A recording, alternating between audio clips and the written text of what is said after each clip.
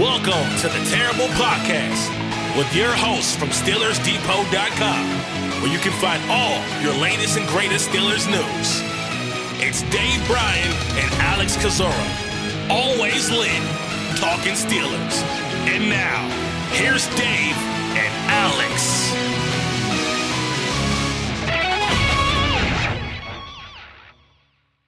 Welcome to the Terrible Podcast, Season 15, Episode 40. He's Dave Bryan. I'm Alex Kozora, SteelersDepot.com. Thanks for being back with us this Friday, Steelers Nation, as we're getting ready for Sunday and Sunday Night Football between the Pittsburgh Steelers and New York Jets. Should be a great game. All right, Dave, big show today. Got quarterback talk, got a great guest on to talk about the Jets.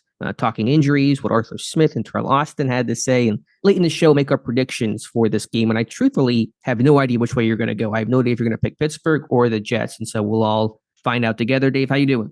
I'm doing good. Happy Friday. Exciting week here. Get a tough opponent in the New York Jets. Obviously, we're looking forward to seeing what happens at the quarterback position for the Steelers, with things certainly continuing to trend like Russell Wilson will get the start. I'm guessing Mike Tomlin will talk to the media later today, and we'll see if we get an official decision. Yeah, recording this, as always, my disclaimer at this time of the week that we're recording this Friday morning. And so from an injury standpoint and from a official quarterback standpoint, this will be recorded prior to all of that. But I think it's safe to assume that's what's going to happen. Tomlin has been holding a lot of Friday brief pressers, and I imagine today he'll confirm that Russell Wilson will be this team starting quarterback for the Jets game. Wilson's been getting first team reps. Have you been able to tell, has he gotten all the first team reps? Has there been a split? I've heard some reports, some rumblings of a split of first team reps, but I really can't get a good grasp on things. No, I can't, obviously not being there, but it's certainly hard to tell. Okay. But still all the signs pointing towards Russ making his Steelers debut on Sunday night against the Jets in Acrisure Stadium. They want to get to the injury situation, health of the team first. Before we do that, one related move to the health of the team in terms of offensive tackle, Dylan Cook had his 21-day practice window open, designated to return. That really came back at cutdown dates when he was originally placed on IR, had a foot injury he suffered shortly after training camp, limited on Thursday per the team's injury report. So my guess is Cook would not be activated this week, maybe more of a next week type of thing. Usually the guys that don't get activated on Wednesday, Cook being Thursday, aren't going to go that first week back, but still one piece of good news in a year that has been full of O-line injuries. Yeah, I'm with you. I don't think we're going to see him activated back to the 53 this week. Obviously, you got the 21-day window involved, and you probably want to get him back out there and work on some conditioning for at least a week and see where things go from there. So the key news is at least that he's healthy enough to have that window open and can resume practicing. But I don't think we're going to see anything happen with him at least this weekend. Dave, for the Steelers Thursday injury report, 4 players officially not practicing. That was running back Cordero Patterson with his ankle, Zach Frazier with his ankle, Cam Hayward has gotten rest on back-to-back days. He'll play against the Jets, and Nick Herbig with the hamstring. Frazier's already been ruled out. Herbig's been ruled out. Patterson seems unlikely to go at this point. Limited on Thursday besides Cook was Larry Ogunjobi, who just rested. Damontae Kazee with his ankle, and Roman Wilson, unfortunately, popping up with a hamstring injury. Those who practice in full: Najee Harris, Michael Pruitt, Alex Highsmith, and TJ Watt. So Highsmith seems likely he's going to return to the lineup after aggravating a groin injury in week 3 and missing a couple games, and Pruitt could be back as well after being out since week 2. Of course, the notable name, and as soon as you tweeted it, like I knew people were just going to go crazy about it, was Roman Wilson with that hamstring injury, makes his debut last week, plays 5 snaps, now pops up on the report. I will caution, and it's a rookie, and we'll have to really watch the Friday report, obviously, but it is not uncommon for players to show up on a Thursday report, limited, and then they're good for Friday, and they end up playing or at least being healthy enough to play. That happened with Pat Freiermuth last week, Darnell Washington a couple weeks ago, and so it's certainly concerning and notable about Wilson's inclusion on the report, but I don't want to say it's devastating just yet. Yeah, well, look, we know we've got at least 3 guys out this week, right? Patterson, Herbig, and Frazier. So, and obviously none of those guys are expected to go to IR or anything like that. Kazee is going to be someone obviously to watch after going limited on that ankle. It feels like Kai Smith is going to make it back this week. It feels like Pruitt will make it back this week. So let's say we got 3 ruled out. You've got Max Sharping probably going to be inactive. You've got Kyle Allen likely to be the 3rd quarterback. Once again, we'll have to see if there's any elevations, because I think we just built the list to 5 right there. So that would be your 5 if there's no elevations that happen. But what, and obviously we'll have to see what Roman Wilson's final status is, but he could very easily wind up. I mean, are they going to have to elevate a running? You wouldn't think they're going to have to elevate a running back with Shamklin still on the 53, right? But they did last week with Ward. Yeah, they did. They did that last week. So it'll be interesting to see A, what the final status is on Roman Wilson, and then B, if they're what kind of the elevations look like. And then obviously Damontae Kazee could play in this as well, depending on if he's able to go full and get back this week as well too. So limited mystery, but some mystery nonetheless as we head into Friday. Now, I will say, if Pruitt's able to go, he had been the starter at that. We love talking about our wings in the punting, Dave, you and I. He has been the starter at right wing, which is where Ward has been playing. I think that's why Ward got elevated last week, at least in part. And so Pruitt's healthy, and he seems to be inactive. I mean, are they going to address 5 tight ends? Or looking like they're going to right now. It's the true Arthur Smith experience. So a lot of minutia there. If Wilson can't play, then they're going to have to elevate a receiver to get some depth up there like they did with Brandon Johnson a couple of weeks ago. So Wilson certainly a name to watch. But the good news, don't want to say bury the lead, but Astoria Highsmith returning for this pass rush that was missing everybody but TJ Watt last week. That is a big addition. Boy, what a shot in the arm to get him back, and especially if he's able to function and play a large amount of snaps here against a Jets offense that I think obviously going to try to run the football, and a Jets offense that you damn sure better be able to get some pressure on Aaron Rodgers. And we'll talk a little bit more about how and how that may or may not happen, or what might be needed to make it happen later in the show here. But definitely great to have Alex Highsmith back. And then I guess really the kind of the final note about who was it? Zach Frazier. Is it sounds like, and we talked about this the other day, that probably a good chance that Zach Frazier not only misses this game but the next one as well too, and then doesn't return until hopefully right after the bye. But it seems like it would be a bit optimistic for him to be back, next week. Right. I don't like counting out a tough guy, a guy that literally crawled off with a broken leg his last snap at West Virginia. But Jerry Dulac reporting, and it tracks, it makes sense that he'll be out through the bye, which means Ryan McCollum, welcome to the lineup. And as your reward, you get Quinnen Williams this week and Dexter Lawrence next week. So have fun with all that. Mm-hmm.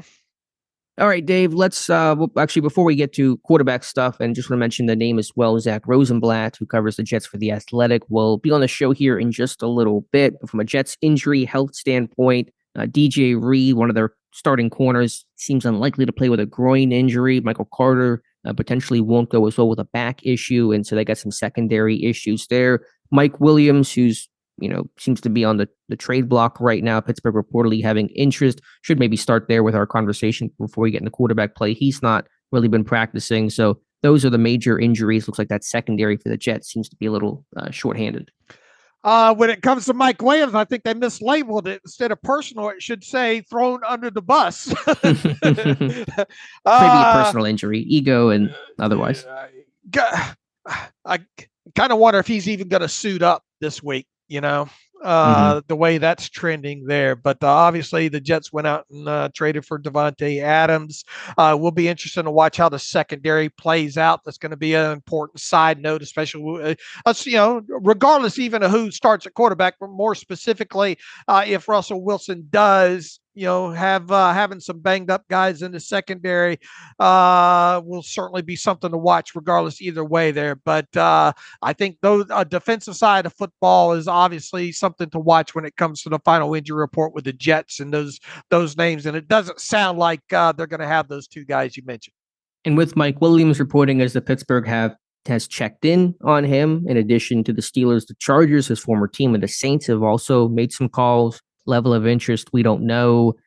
I think something moves pretty fast here. I think if you're the Jets, you know this guy, he's your number 4. He's not part of your plans. You trade for Adams. Yes, there's injury protection, but I think doing right by him and just to get a guy that probably is not happy about the direction of how things are going, best to let him go and go somewhere else where he can potentially have a more immediate playing time role. So not my first choice, but certainly one that would make sense given the Pittsburgh had interest in him, where they had a visit scheduled with Williams before he signed with the Jets. He had to visit with New York first, ended up signing a 1-year contract there. So I can see it happen. I can see it happen by, say, next Tuesday. We'll wait and see. Yeah, definitely. From what you've seen so far on tape out of him and him coming off the injury that he had last year, and he certainly don't look like himself. At least what I've seen so far on tape out of him, but it is a name that was connected to the Steelers way back in March. Obviously, he never was able to make his visit to Pittsburgh because he signed with the Jets beforehand. The contract's very, very easy for them to move him because it's a minimum salary overall. I think he's got some per game roster bonuses mixed in there, but the Jets would eat a lot in cap space based off of prorated salary. I can't imagine the asking price would be much on him overall. It feels like this would be something like you trade a 7th for a 6 or something along those lines overall. Would it move the meter big time when it comes to the Steelers side? It doesn't feel like it overall, at least from what I've seen over on tape, but at least you got a bigger guy over there, maybe can help move some bodies specifically in the run blocking department. I would just view this as a big piece of mud to try to throw up on the wall. Yeah, I mean, maybe there's still something there. He's got some size that would be attractive, and just to get out of there. And obviously, I think will become hopefully number 2 in Pittsburgh. Not that it's all his fault. I know it's such a run heavy offense, and they're not just all the how the Arthur Smith offense is constructed, where there's one receiver that gets some volume and no one else kind of does. But man, you look at just some of the empty routes that Van Jefferson is running, just a total lack of productivity there. I didn't think it could get worse than Allen Robinson last year, but Jefferson is besting that.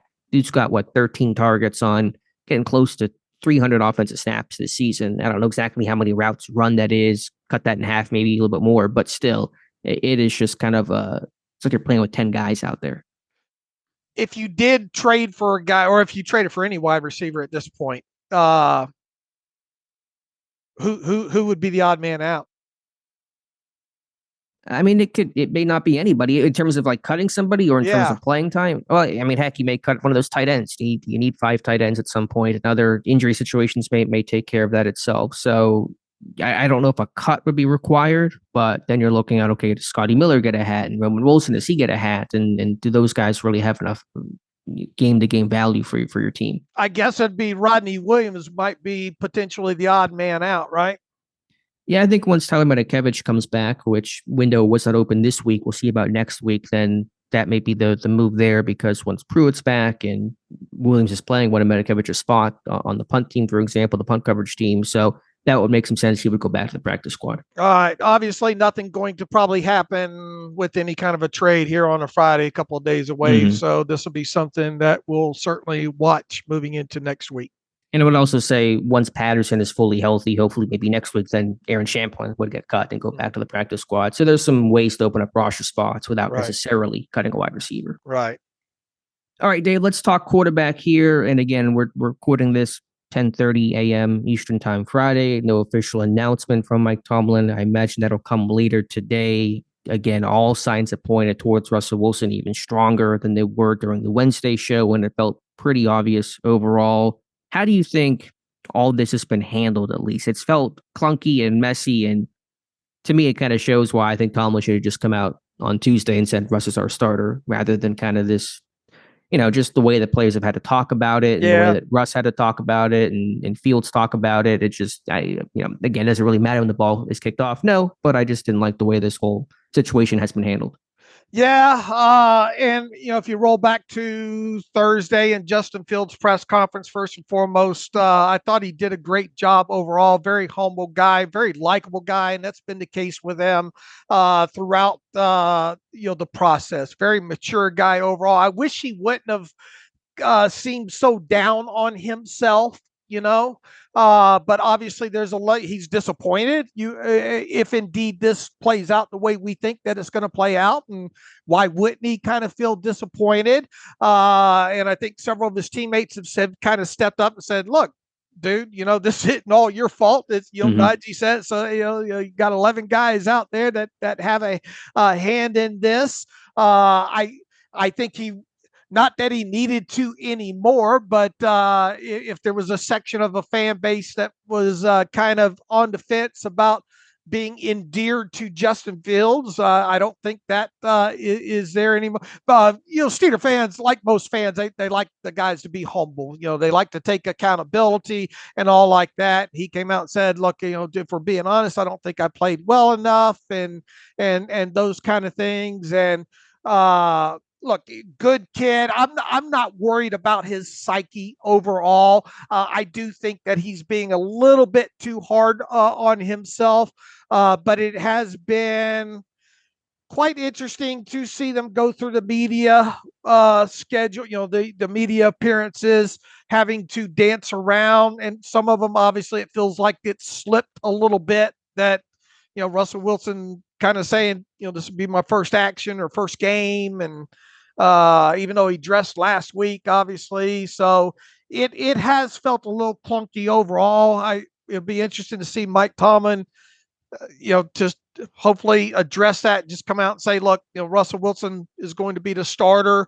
So all that's put aside and people don't have to dance around it, even though no real, I guess, media interviews past Friday here. But yeah, I just wish he didn't come off being so down on himself overall. What did you make of his comment? He said, quote, "I don't think I played good enough if I'm being real with you," end quote, when asked about his job, his 6 games starting for this team. So he, at his word, is saying, I understand why I'm being replaced and that I'm no longer going to be the starter. Is that being too critical? Is that just being very candid? How do you interpret that? I think he's looking at his totality of his play, especially in the passing game element there. I think we all can agree the last couple of games haven't been, up to par. I think they've been his as far as overall performance go, have been the lesser of the 6 so far. How muted has he been too? How much has he been asked to do overall? But I think it's clear and obvious when you look at the tape that there are some plays that were potentially left on the field. Do I think in totality this has been an awful performance by him over the 6 games? No, I do not. I think his legs have definitely been an X factor and a benefit to this offense overall. I don't think he is the reason why they have 2 losses so far in totality. Obviously, in that game against the Cowboy or against the Colts, you wish that things would have went right late in that game with a snap, and to see how that potentially would have played out. And it would have been interesting to see, had the defense gotten a stop late in that game, how that game may have potentially would have played out. Well, they would have won that one flat and honest there. Well, look, he did not do enough overall for us to emphatically say that this wasn't that the Steelers shouldn't have considered Russell Wilson. So, did he not play well enough overall because of it? He left it open-ended, I guess, yes. I guess the question is, in some people's mind, was there anything he could have done to keep the job, or would it have to have been a literally perfect performance where they're 6-0, he's playing at MVP level, and there's just no way that Tomlin could have taken him out? It almost feels like, unless it got to that point, that Wilson was going to get a chance whenever he was healthy and deemed fully ready to go. I mean, I think Fields score more points, Sure. No, yeah. I mean, they're 20th in scoring is not great. It's better, but it's not exactly what you go into the season targeting and hoping you become. So there was certainly some truth there. I've said it. I thought Fields' play as a passer has waned the last 2 weeks. And when your play is starting to be a little shaky as the other quarterback's getting healthy, not a good time for those things to coincide if you want to keep your role with the team. But I just appreciate Fields in terms of his leadership, his accountability. He's being hard on himself and probably overly hard on himself, but you want your quarterback to be the most self-critical guy. And so I can appreciate that. I think the teammates and coaching staff does as well. So yeah, is that a little maybe hyperbolic? Maybe, but again, I can appreciate Fields for saying those things and pointing the finger at himself instead of trying to blame anybody else. Yeah, look, once again, like I said, there was nothing wrong with the press conference overall. I hated to see him so down on himself overall, but that factor will endear him even more. Look, he's got to lick his wounds quick here because he's one snap away from being back in a game again. You've got a guy in Russell Wilson, and we'll obviously don't know for sure how this is going to play out just yet, but let's assume Russell Wilson does start, and he's obviously had issues with that calf to date.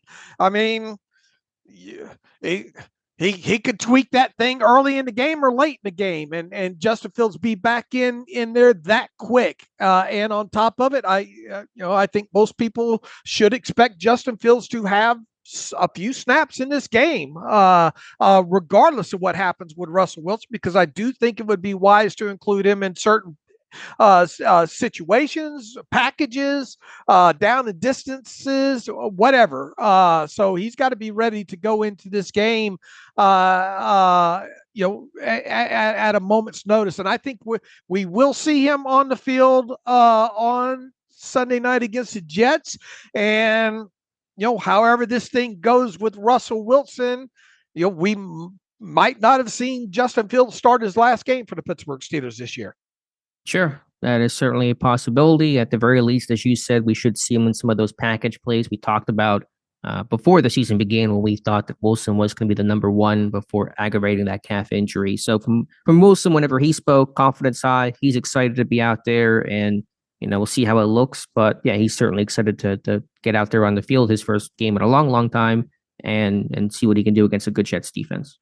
There is going to be a lot of consternation, especially the way kind of we've talked about things that we expect if this quarterback switch comes to fruition like we think it will. We've talked about will the ball go down the field a little bit more, and success in that? Will we see more explosive plays to the air? Will we see more yards after the catch type situations? How will play action be? Will they get this play action sparked up? How will the starts be? Will there be more fluid starts? Will they go down instead of field goals and get touchdowns? If we don't see several of those things manifest themselves in this game, then boy, and look, even if they win like 17-16, will that be enough, to keep the the doubters about the switch from happening? There is a lot of pressure on Russell Wilson, I think, this week, and Mike Tomlin too. Look, some scenario, this ball game is at Acrisure as well too, and if it feels like the overwhelming fan support is still with Fields. You've had you had Roethlisberger come out. You've now had Terry Bradshaw come out and say that they think that they should have stuck with Fields.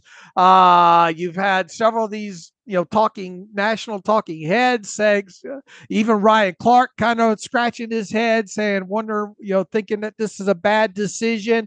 It's easy for the fan base to turn on this in a moment's notice Sunday night if this thing gets off to a clunky start. Even though Russell Wilson is yet to take a snap during the regular season, that's not going to be a good enough excuse for this fan base here. So there's part of me that kind of wonders if this thing gets off to a slow start, and if you can pinpoint it to quarterbacking not getting it done early in this game, there might be some boos at Acrisure or some Justin chants or something along those lines, especially if you get into the second half of this thing here. So once again, you could have a situation after this game where the Fangs really come out with the Steeler fan base if this thing does not go in the right direction in the first game back for Russell Wilson on offense. Sure, that's certainly possible. I know you're making the point about the perception and the media chatter and the fan base reaction, but I would just caution, let's not judge Wilson based off how the first drive goes. Let's watch the totality of the game, how things improve, and what the ultimate outcome is. If the reason to keep Fields in lineup was, hey, they're winning, and Wilson goes out there and wins, then he's meeting at least that standard. And you could sit there and say, well, you were hoping to get more than that. That's why you're making the switch fair. But as long as you're winning, and that's ultimately what matters here in the NFL. So we'll judge it by the entire game and not just the initial drive or start of this one. You're right. There was a ton of pressure under and on Wilson and Tomlin. But the good news is those are two veteran guys that thrive under pressure. They crave pressure. They've been in high pressure situations. They both have Super Bowl rings. You talk about pressure. Those guys are built to handle that. So there is a lot of pressure, but to me, it's not gonna be an issue for this week and next. How much do style points matter this time around? In other words, is 17-16 enough, Yeah, it's a good point. It's a little college-like, at least under the old system of, okay, you won, but how did you win? How pretty did it look? How good did the offense look? If it's the same exact results of the same rock fight, to use your term, then, is there still going to be some concern about that? We'll see. But obviously, winning does tend to cure all. And if you win, then certainly the chatter will be less than if you were to lose this game. Right.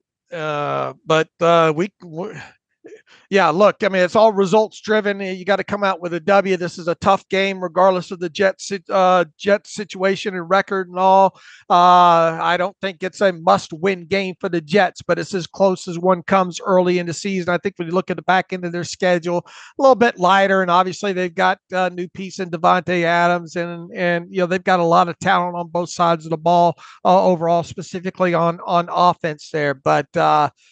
Either way, we're going to have something to talk about on Monday. That's as we usually do.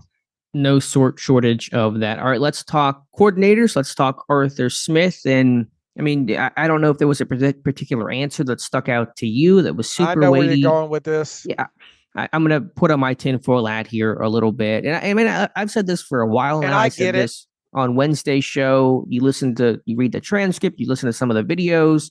One point, Arthur Smith was asked point blank, what does Russell Wilson offer your offense? And he really didn't answer the question. It's impossible to prove. I'm kind of back to my impossible to prove things. But if we gave Smith the truth serum that you want to give Kevin Colbert and all the times before, if you gave him that and said, who do you want to start a quarterback this game? I think his answer would be Justin Fields. I think he's been excited about working with Fields, a young former first-round pick, trying to rebuild his career the way he rebuilt things in Tennessee with Ryan Tannehill. I think they've had a good relationship. Obviously, I think Fields is very coachable. I think Wilson's coachable as well. I don't want to misstate that, but I think Smith has enjoyed working with Fields. They're 4-2, and I get a pretty strong sense that if Smith was the head coach, he'd be sticking with Justin Fields. Now, we are only going off of limited amount of Twitter clips from Arthur Smith yesterday, along with a transcript. And as we've learned over the years, tone and context and the way things are asked and the way people say things, there's nothing like having the true footage, right? Overall, but I don't disagree with your assessment overall that based on what we do have with what was said and what limited is out there. And Arthur Smith said, look, it's Mike's, Mike makes the call here, right? Mhm. And he kept throwing it. It seemed like a couple of times throwing it back on the boss, right?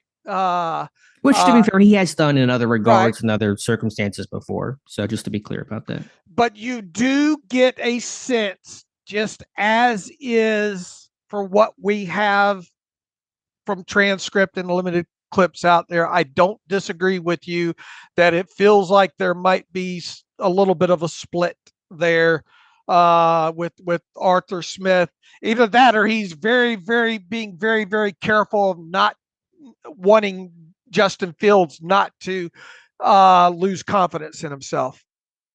Here's from the transcript, and there was video of this too, but the question was, what can Russell Wilson do for your offense that you feel that he can do that maybe make you guys better? And that's verbatim. It's a little wordy question, but the answer that Smith says, quote, is, well, I don't know if that's necessarily the perspective. I understand the question. Obviously, with both guys being here, Mike Tomlin talked earlier in the week, we have to ramp his reps up. So he has a decision to make that ends by the end of the week. Unfortunately, Russ has missed a lot of time, so we've never really gotten to see him. I think Justin has done a good job. By no means has anybody been perfect around here, but it's about winning. We wish we were 6-0. We're not. You are what your record says you are, so we're 4-2. I think we've made progress in certain areas some weeks. Other weeks, depending on the plan or how they attacked us, there are always things we've got to fix. Constant improvement, end quote. So his answer to how does Russell Wilson help is Russ has missed a lot of time. Justin's been good. We've been getting better. Yeah. You kind of see where I'm getting at with my thought. Yeah. I think in totality, when you look at a few of the other answers and all too, and especially kept throwing it back to it's Mike's decision, I can see where you're coming from. And look, there were, not that there were other talking head media reports kind of claiming that split on Fields Wilson when it comes to in behind the walls. Yeah, that was from Albert Breer that talked about that someone's had the building, according to his sources, believe that they would wish that Tomlin would stick with Fields. Who knows how true that is? I do think Breer has been very much in the Fields camp throughout this process. So I think there kind of is a little bit of a slant and bias towards that. So I take that with more of a grain of salt. And listen, I mean, Smith will work with Wilson. And if Wilson goes out there and plays well, then Smith will praise him. I certainly think, he doesn't hate Russell Wilson. I'm sure he's excited about that. Again, that was the team's initial plan whenever Wilson was being courted to bring him in. Fields was never really even considered. It was Wilson as the team's first option. So it's just not going to rip the fabric of the organization. I just think that Smith has, the way he's talked about him, I talked about post-Colts game, even though it was a loss with the boss snap late in that game, how much Smith gushed about Fields' performance. He took that game over. I could have called anything and he would have gone out there and executed it. Just the way to talk about that and frame things in a loss like that, we were down 17-0, I think speaks volumes about what Smith thinks of Justin Fields. So all that combined just tells me where I think Smith is at. But again, they're going to work with Wilson. They can make it work. Wilson can run this offense. So I don't want to dispute that, but I just get that sense from the way that it's been talked about by Smith and Fields this week and past weeks. Yeah, and it feels like he's going to miss a level of that mobility, really, to some degree, because he was asked specifically about that and said, obviously everybody has seen it. It's been a weapon for us, certainly, especially in situational football. He says that's fine. You just pivot. Pivot. It reminds me of that Friends episode where they're trying to move that couch up the stairs. That's fine. You just pivot. You lean into something else, and that's what you do. That's our job. So it's our job to make Russell Wilson fit within what we want to do offensively. Hopefully this pivot's a little easier than Ross and friends trying to get that couch up the stairs. So yeah, we'll see. Anything else there from Smith? Any other takeaways that he had to say? Not overall. No. All right, let's flip over to DC Terrell Austin and anything notable that he had to say. Some stuff on Joey Porter Jr., some good information on Patrick Queen as well. Cameron Hayward's playing lights out. He's not telling us anything new there. What else did he talk about here? Once again, Damontae Jackson. Been impressed with him. Probably should have 4 interceptions this year. Trying to think out what Stick talked about. What's Patrick Queen, just how he's come along, being more comfortable in the position. I guess Joey Porter Jr. was probably one of the more interesting things, assessing his play. He says it's been pretty good. I thought there might be one game I was probably upset with him because he didn't play it to the way he is capable, but Joey is really competing. We put a lot on Joey in terms of guarding and moving around and getting him in probably some strenuous positions, like where it could be a little dicey. But he has held up well as he likes those challenges. So I'm really pleased with him. If you're a corner in this league, you're not going to go a whole season and not have a game or two where things don't go your way. He bounces back anytime he has a stretch. I guess he's talking about the Cowboys game, huh? I'm trying to think. I mean, he had to pick in the Cowboys game. Was it the Colts? I think the Colts game was probably Porter's roughest outing of the season. All right. What else did? I mean, he didn't answer it, and you wouldn't expect Troy Austin to answer it. And we'll talk with Zack Rosenblat here in a second about it. But blitzing Aaron Rodgers, what is your approach in this one? Pittsburgh has really not blitzed at all this year. One of the least frequent seasons in which they've sent extra people. I had an article earlier this week weighing the pros and cons of blitzing Aaron Rodgers. I really want to see what the strategy is. I like your suggestion on the Wednesday show about blitzing in some third down situations, a little selective blitzing, but there's certainly some reasons to blitz and some reasons not to blitz. And so that is the question. And he keeps rolling it back to, I think, the quarterback, right? It's probably the same thing I've said to you before. It all depends on who we're playing and what we feel will help us be successful in that game in that particular week. We know that it's going to be some games where we are going to blitz a lot more than maybe we have, but we'll just play it by ear. It gets us out of a stadium with a win, yada, yada, keeps points down. I think the most important thing is we're keeping points off the board. We had one game, I think, or maybe a game and a half where we gave up too many big plays, but I think we limit the big plays and do those things. We would like to blitz, but if we don't have to, we won't. And we'll see how the presumed return of Alex Highsmith impacts things. Certainly would give you more confidence in your front four to get home, facing some veteran tackles and Tyron Smith and Morgan Moses. Yeah. Look, you better figure a way to get pressure on Aaron Rodgers. I think you might see them try to get it done with 4 up, early, probably early in this game to see how that goes. But if you're not getting pressure and not moving him off the spot, look, Aaron's taken some hits this year, and there's a few of them that I kind of wonder if he's going to get up off the turf on. You have got to bounce him around in this game. You've got to make him feel uncomfortable in this game. However you got to do it. If you can get it done with 4, fine. I just kind of wonder if they are going to be able to get it done with 4 in this game. So I once again, too, you better be selective when you do this with him, because him being a veteran and picking up on things, as I mentioned on the show the other day too, the Steelers have been a little bit static with their coverage designs and all like that. So you might want to mix it up a little bit more, might want to blitz a little bit more, might want to do a little bit more pre-snap rotation to try to put some lipstick on the pig. Sure, but if you're going to send some extra people, then you're risking your coverage guys. And they got now 3 really talented wide receivers to go cover, and Garrett Wilson and Damontae Adams and Alan Lazard, who is tied for the NFL lead in touchdown catches. I don't know if anyone even knows that stat, but he's got 5 of them this year. So, the more people you send, the more you bank on and risk your coverage guys to make those plays 1v1. Right.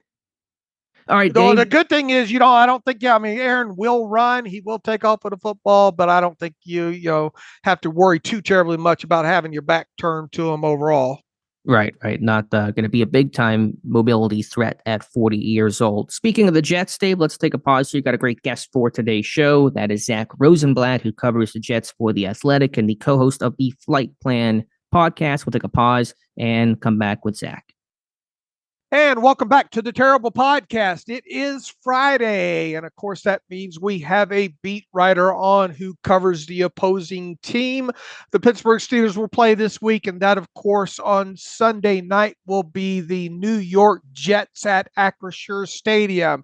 We have a first-timer on with us this weekend, and that would be Zack Rosenblat. Zack covers the Jets for The Athletic, and he also co-hosts a podcast called The Flight Plan, and you can follow him on Twitter /X at Zack Blatt. That's ZACKBLATT, all one word. We'll have that link in the post. Make sure to get it out several times during this show as well, too. So with that, Zack, first time on the Terrible Podcast with Dave and Alex. Happy Friday. Yeah, good to talk to you guys.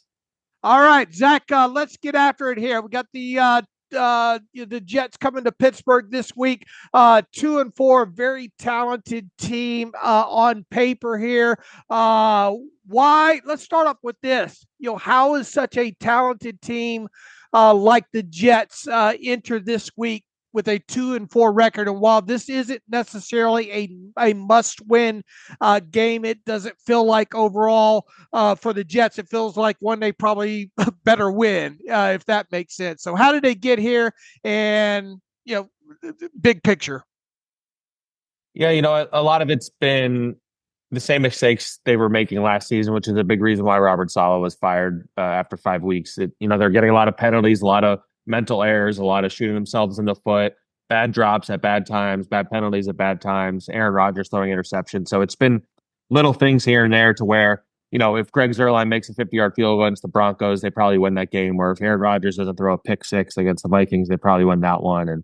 And the Bills game, there was, a couple plays that they missed a couple field goals in that game as well. So the margin for error has been small, but like good teams win those games. The Jets historically have not done that, and having Aaron Rodgers hasn't fixed it. But, the offensive line struggling recently. The defense has some real holes in it now, whereas in the past they were pretty much one of the top 2 or 3 defenses in the NFL, and now their run defense has been poor and their defensive line has struggled. So there's some concerns, but at the same time, as you said, this is still one of the most talented rosters in the league, and maybe getting Damontae Adams in the mix will boost something. Speaking of Damontae Adams, obviously a new addition, obviously has a history with Aaron Rodgers. Those two should be able to kind of pick up where they left off, especially in some sections of the offense as Adams gets a little bit more settled. Who benefits the most overall with this? Is this Aaron Rodgers? Is this a Breece Hall? Is it Garrett Wilson? Who's going to benefit most initially from the addition of Adams in this offense? I'd say Aaron probably benefits the most just in general, just because this is the receiver he's had the best chemistry with throughout his career. They expect to pick right up where they left off. And, there's been some struggles at times for Aaron to connect with his new players, these new receivers, even Garrett Wilson up until a couple weeks ago. Breece Hall, Mike Williams, like outside of Allen Lazard, these guys he's had a hard time connecting with because you need to be in the place he expects you to be. And sometimes that hasn't been the case. So I think for him, he's just knowing he can always rely on Damontae being in the right place will help. For Garrett Wilson in particular, he's a guy that through the first 6 games was pretty much being shadowed by the other team's number 1 corner every week. They were shading coverage over to him, playing too high, making life hard for him. And now you can't really do that anymore with Damontae there. You kind of have to pick your poison, and it's a really good problem to have. And you just wonder how Garrett's going to handle it if he doesn't get as many targets as he was getting. Before I turn it over to Alex here, we've had kind of the big debate this week: to blitz or not blitz Aaron Rodgers. Obviously, you look at teams, what the Vikings did on tape, and the Broncos, I think, and then you look at statistically, and then how Aaron Rodgers has done, especially this year against the blitz, and then you look at a team like the Steelers who don't blitz a lot overall. How would you best answer that question, to blitz or not blitz Aaron Rodgers? Based on how the Jets performed against the Vikings and I'm blanking on the Broncos. Like I would say you want to blitz as much as you can against them because they did not handle it well. The offensive line has struggled with it. The running backs have struggled picking up the blitzes. And Rodgers himself has struggled picking up the blitzes, which has been a concern. So, some teams don't blitz very much. The Jets are one of those generally. But I think ultimately, like sending blitzes at the Jets has worked out so far this season. I think Aaron, there's some weeks where he's done a really good job of getting rid of the ball quickly. He's one of the best in the league to ever do that in terms of his ability to make a play happen within a split second. But the way the offensive line has played, I think that's kind of been a way defenses have been attacking them.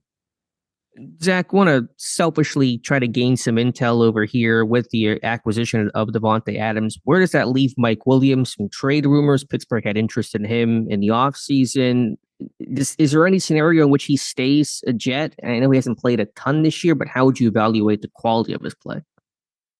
Yeah, I mean, I think it was always going to be a journey back for him because he's coming off an ACL. He didn't practice at all in training camp. And so he's the main one that him and Aaron Rodgers just have not really been on the same page. But he has shown flashes of, being the guy that he was with the Chargers, which is, he runs a go route, you throw it up to him, and he's usually going to go up and get it. They haven't done those as much as I thought they would to this point. But, the last play of the last two games, Aaron Rodgers targeted him and threw an interception. The first one, Aaron Rodgers underthrew him clearly. And this one, Aaron says that Mike ran the wrong route. And so all of a sudden you have, Mike Williams, he missed the last two practices. We haven't gone on Friday, so I don't know if he's going to practice today, but the last 2 days with personal reasons. And he was at the facility yesterday and just didn't practice. So I think there's a feeling that maybe they're trying to trade him. But I also could see a scenario where they keep him because it can't hurt. He's a talented player, and having him as your fourth receiver isn't the worst thing. You are paying him already.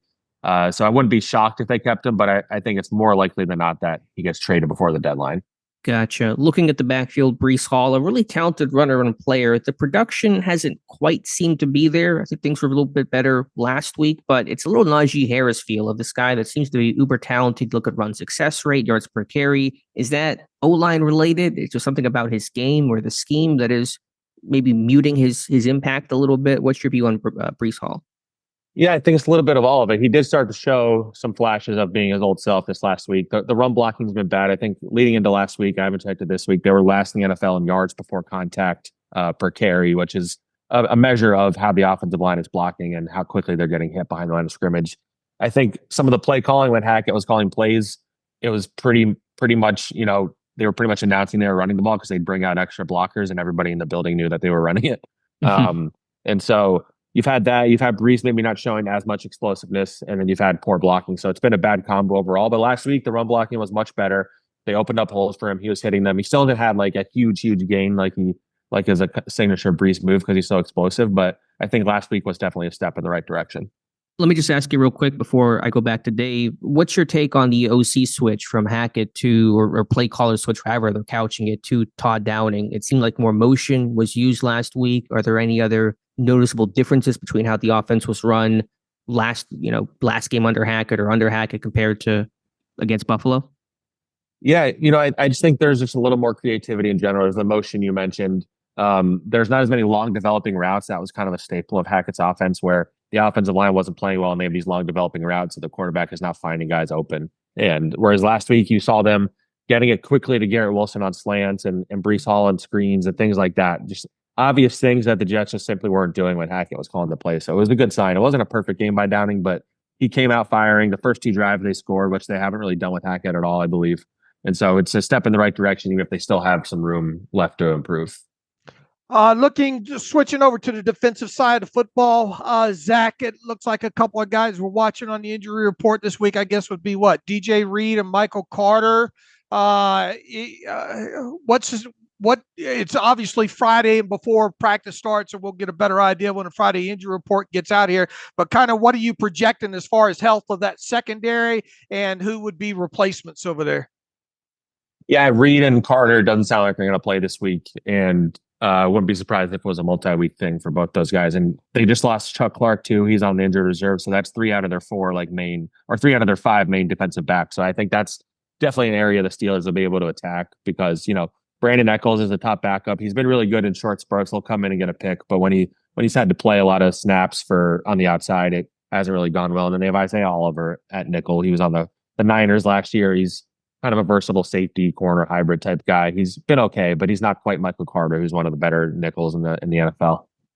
when you look at their defensive front, obviously some well-known names up there, and Kinlaw and Quinnen Williams and Clemens, and McDonald's coming into his own off of the edge over there. It still seems like, especially that first drive against the Bills, they were able to run the ball, seemed like pretty much at will. What are your thoughts overall? Is this an are they living up to expectations on the front, especially against the run? But it also seems like if the backs can get to or if the linemen can get off the blocks and into the second level, that's where they're making the hay, sometimes between the guards at that. Yeah, I'd say the defensive line has honestly been a disappointment, especially in the run game. This is one of the worst run defenses in the NFL, I think, across the board. Outside of maybe Quinn, and I think that group has really struggled getting off blocks, struggled wrapping up the running back.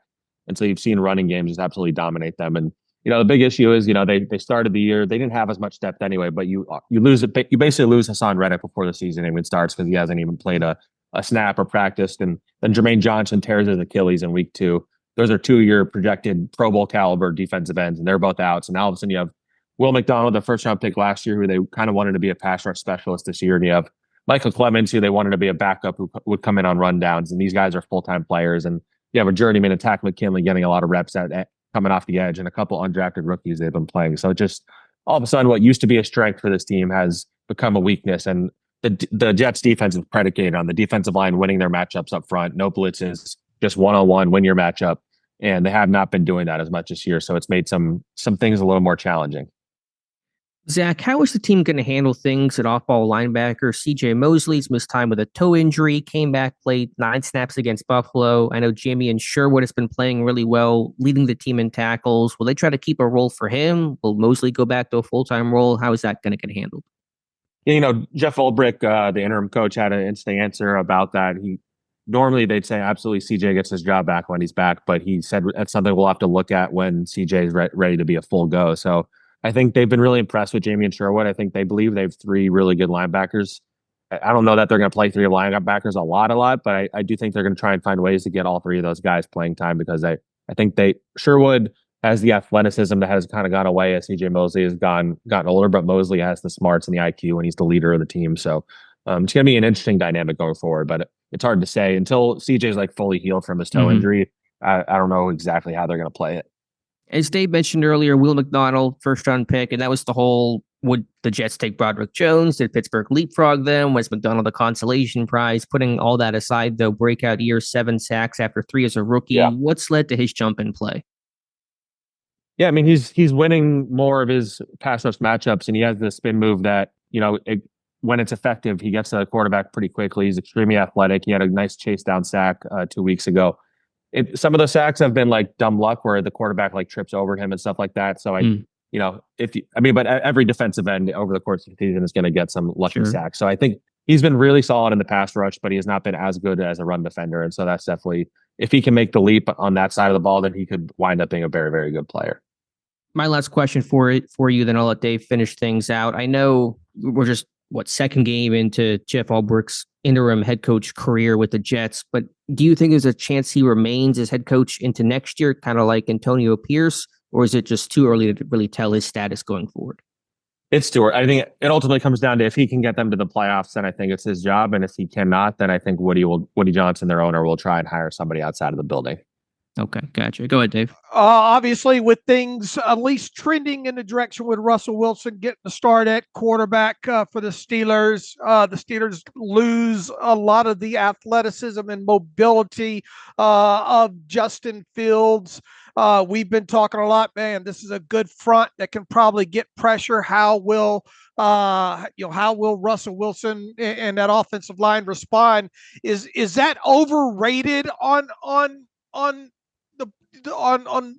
the part of the Steelers side, the pressure on this, or is it a legitimate concern Steeler fans should have when it comes to Russell Wilson being back there and not being as mobile as, say, a Justin Fields with this front?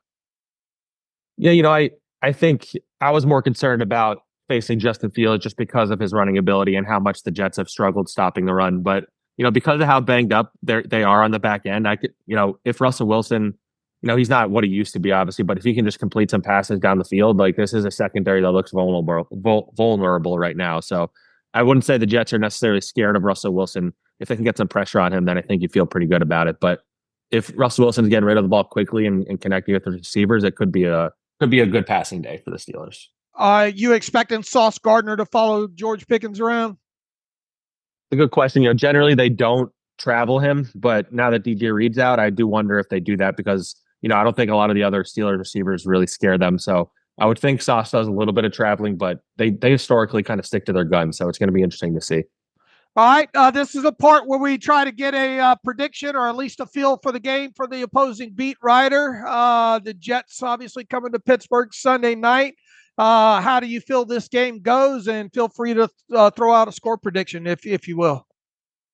Yeah, I think we'll know pretty early how the Jets are going to look. If they come out on defense in particular and they play better at the beginning than they did last week when they were getting gashed in the running game, and if the offense can come out and score in the first drive or two, I think the Jets could start rolling because they added Damontae Adams. There's a little bit of momentum, at least internally. They feel like there's some momentum. So if they could start off fast, I think they could win this game. And I kind of see it being a low scoring one. So I think what I said on my podcast was Jets 17, Steelers 13 or something like that. All right. And tell the people what they'll find this weekend over at The Athletic and your Jets coverage.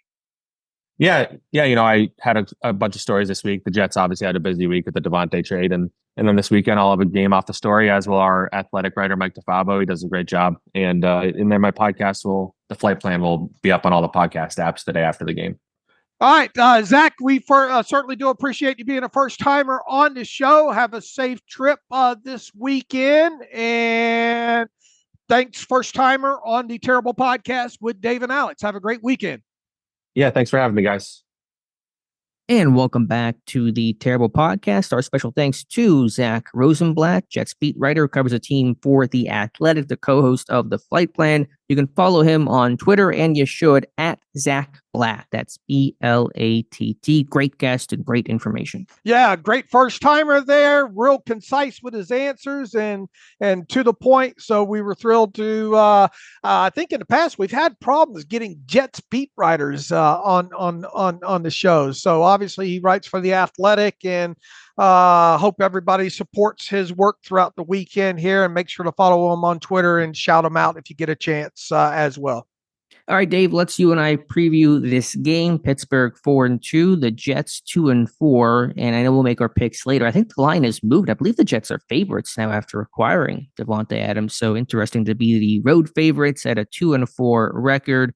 We'll start here with this Jets offense. Aaron Rodgers, Breece Hall, Wilson, Lazard, Adams, a lot of talent at the skill positions. I think you got a great question. You look at this team, you kind of wonder, how are they a 2-4 team right now? Especially when you look at the tape overall and you wonder, how has this team not scored more points than they have up until this point? Now, they did play a couple of really decent, not just decent, good defenses in the Vikings and the Broncos overall. But when you look at them on tape and, they, and this was obviously pre-Damontae Adams. I mean, they've got a talented bunch over there. They seem to move the ball fairly well overall. I think obviously it starts at the quarterback position with Aaron Rodgers. You got a veteran guy there. You got a guy that's seen a lot. Obviously, when he needs to get the ball out quick, nobody in the league gets the ball out quicker than he does. The running game at times has had spurts. I think they would just like to see it be a little bit more successful than what it's been. I like how they switch up the personnel groupings overall. Sometimes you'll see the two running backs in the backfield and kind of sidecarring Rodgers. They'll split one of those guys out. Sometimes they'll put one of them in motion. You'll see a lot of kind of half shotgun pistol type stuff out of Rodgers.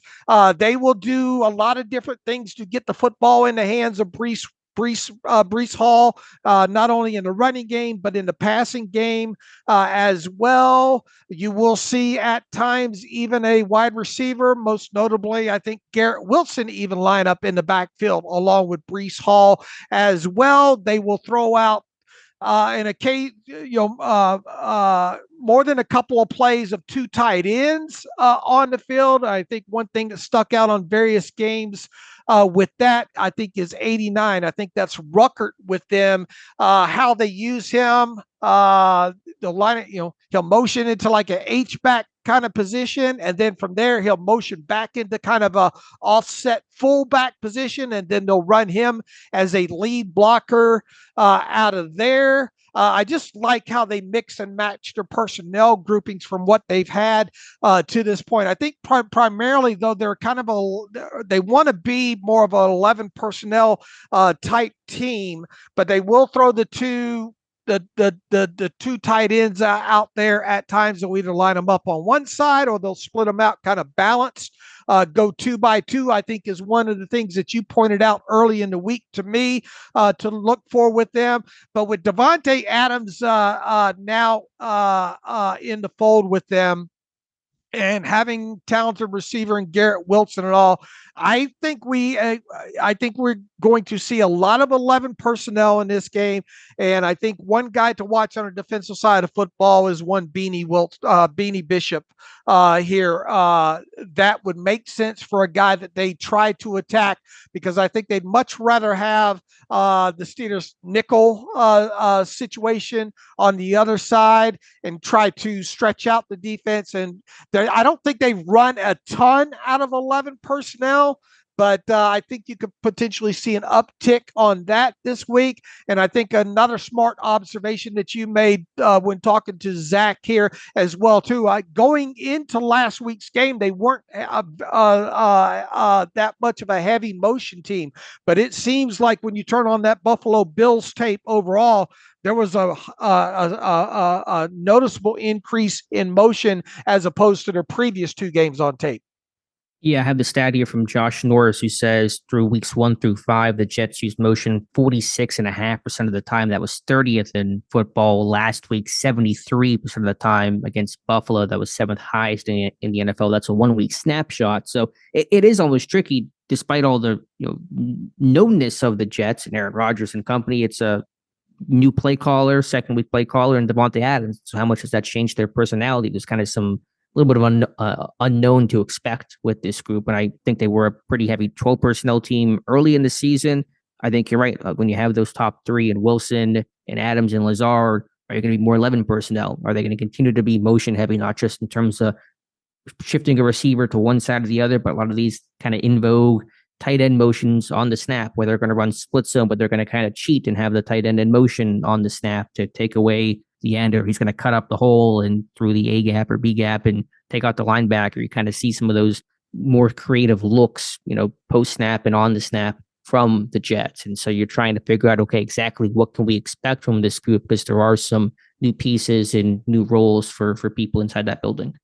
I'll read off a couple of things from Next Gen Stats here. The Jets offensive line has struggled creating lanes for the running backs, ranking bottom 5 in yards before contact per carry at 0.6, 28th in the league. Stuff rate, 24%, 31st overall, and contact behind the line of scrimmage at a 49.6% rate so far. So the Jets are the only team this season to rank bottom 5 in all three of those metrics when it comes to the run game. So when they do run, you better shut that down, because I think with an experienced quarterback, the worst thing you can let Aaron Rodgers do is get ahead of the change. I mean, like with most offenses, but if they keep you off balance because of being able to run on early downs, you might be in for a long day there. So it seems like they are not, when they do hit one, though, with Breece Hall, though, it seems to be pretty marginal carries for him. Even though, what do you have them down for runs of 10 yards or more? Let me double check my notes here. It's not a ton. Trying to see. But they have hit some long ones, though, haven't they? They have 13 rushes at 10 plus yards. That's tied for 28th in the NFL, but I don't know how long some of those runs have been. I'll just say this: when it comes to the run game, buckle your chin strap. They got 2 power backs in Hall and a rookie in Braylon Allen, and those guys are huge. It's power and more power. It's not a thunder and lightning. It's just thunder and thunder, and that can be effective too. because you get worn down by trying to tackle Hall. Then Allen comes in fresh, and Hall's also a big part of the pass game. He's got 26 receptions. Right. That's tied for second on the team now. I imagine that may go down some when you bring in a Damontae Adams, but I don't want to lose sight of the Hall in the pass game as well, trying to tackle that guy in space on checks downs and screens. That's a big guy that you got to bring down out there, maybe 1v1. Like I mentioned at the top, they'll do a lot of different ways to get the ball in Breece Hall's hands, either through the passing game. They'll do those sidecar short pitches right off the snap as well too. I think he's a guy that can get the edge on you, big back and all. I think you saw a couple of those runs against the Bills, him be able to get the edge here. As you mentioned, the Jets featured a higher rate of motion, shotgun, pistol, and ran the ball at a higher rate given the situational factors in week 6. Their first game with Todd Downing calling plays. The Jets had used motion on just 46.5% of the plays in weeks 1 through 5, second lowest in the NFL. So I think we will continue to see that shift in that motion uptick against the Steelers. Garrett Wilson has caught just 23 of his 39 targets against zone coverage. 59%, resulting in the 7th lowest catch rate against such coverage this season, minimum of 25 targets. But the Jets pass catchers have recorded the 6th most receiving yards against press coverage this season, but are just one of 6 teams without a single touchdown against press in 2024. The Steelers have utilized press coverage on just 13.8% of cornerback snaps this season, which is the 6th lowest in the NFL. Explosive play. Here's one thing that caught me with going through the film rooms and all like that. Their 20-yard receptions down the field of receptions 20 yards or more down the field. Now, obviously, this is pre-Damontae Adams. They only have 5 completions of 20 air yards or more. One of those was the Hail Mary in that game against the Bills, was a completion for a touchdown. They also had one of those free plays against the 49ers early in the season that went for a touchdown to Lazard. One of those was a deep ball down the right side to Breece Hall, of all people. One of them was the other one was the kind of the extended play from Rodgers just against the Bills the other night for a touchdown deep over the middle for 25 yards. So they have not been able to connect deep down the field. I think where you see Aaron Rodgers make a lot of his hay in the passing game, more than 5 yards, is either on kind of those on those intermediate kind of quick slants, especially against pressure on third downs when they can spread you out and they get that man coverage. And I think some back shoulder stuff on down the field to his wide receivers. Overall, that has stuck out to me. So they haven't been able to connect deep down the field overall. Teams have been, I guess, pretty good overall trying to keep the lid on things on him. But Aaron Rodgers has been able to connect underneath and in the middle of the field at that shorter distances. You said 4 completions of 20 air yards or more? Five. And one of those was the Hail Mary.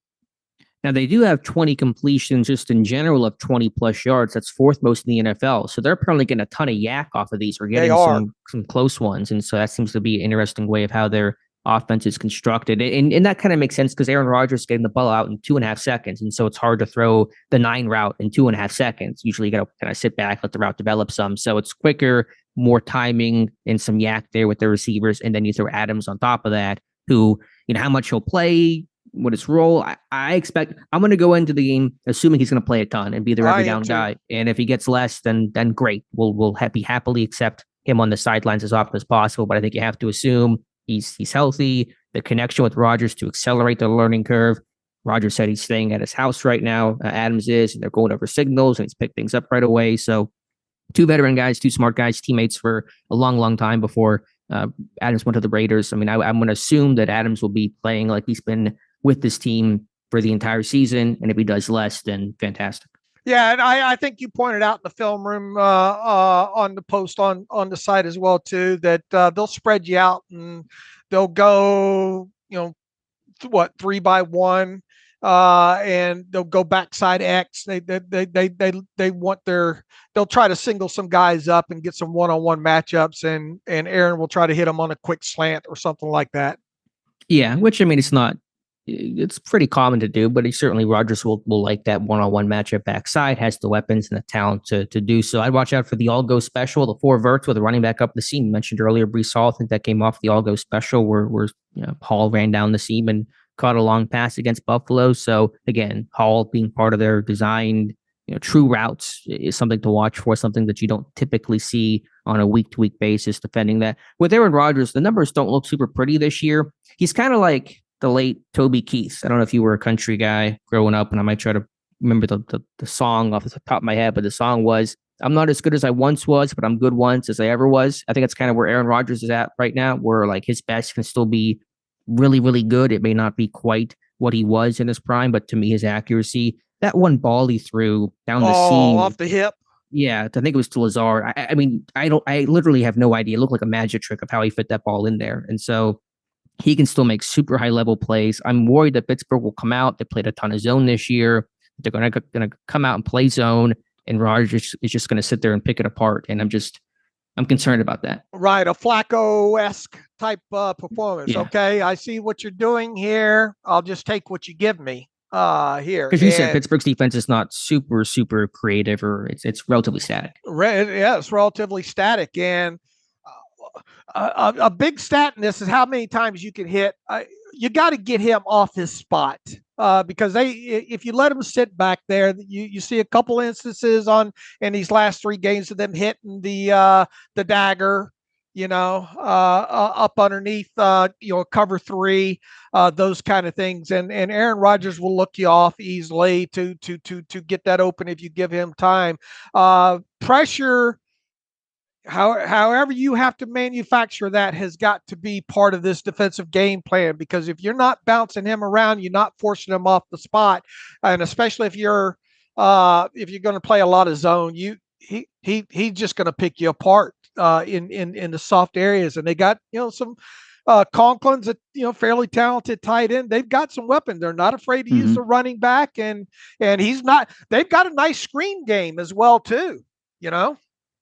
Yeah, there's a lot of ways they can hit you. So you got to disrupt their rhythm. Rodgers can't get into a rhythm, and he has been sacked a good amount. He's been sacked 11 times the last 3 weeks. The only quarterback over that span that has been sacked more is Deshaun Watson with 15. So there is certainly a chance to get home. That line, they've had some injuries. They're getting some guys back. Moses is back, but I mean, you can certainly. I mean, I like Pittsburgh's front against that Jets O line. I think Pittsburgh has the advantage in this one. So that's got to get home. Got to be able to disrupt, force Rodgers to hold that ball a little bit. I really think they struggled, and Zach talked about this against some of those sim pressure looks. Minnesota, for example, Rodgers really had no idea what to do, getting the ball out super, super quick, trying to just avoid the pressure at all costs. And so, can you give some sim pressure, which is not always Pittsburgh's personality? They're on a super double barrel A gaps and mug every gap and get guys on the line, but can you show some of that in this one? At least get Rodgers a little scared, get that ball out super quick. I think you want to at least give the appearance of pressure, even if you're not always bringing pressure.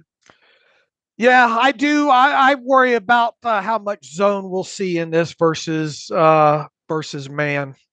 But do you want to play man and trust your guys to man up on their top 3? There's a cost in that too. And I think, like you said, Rodgers, a guy 20 years in the NFL, who's he going to target? Beanie. They're going to go after Beanie. Are they going to get Lazard on Beanie in the slot?